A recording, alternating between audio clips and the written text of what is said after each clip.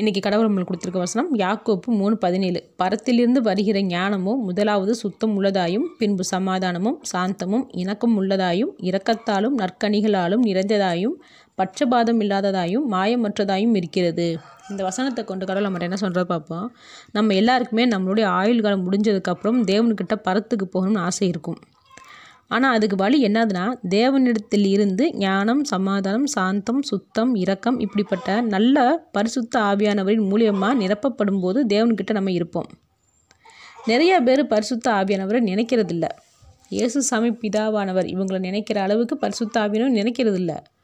பரிசுத்த ஆவியானவர் இயேசு கிறிஸ்து மேலே இறங்கினதுக்கு அப்புறம்தான் இயேசு கிறிஸ்து முழு வல்லமையை அடைஞ்சார். அதே போல் தான் நாமும் தேவனிடத்தில் சேரணும்னா பரிசுத்த ஆவியானவரின் சுத்திகரிப்பு தேவை. அதுக்கு நாம் இயேசு கிறிஸ்துவையும் பிதாவானவரையும் அழைக்கிறது போல் பரிசுத்த ஆவியானவரையும் அழைக்கணும். அப்படி நம்ம அழைக்கும் போது தான் இந்த வசனத்தில் சொல்லப்பட்ட சகல ஆசீர்வாதமும் நமக்கு கிடைக்கும். ஆமேன்.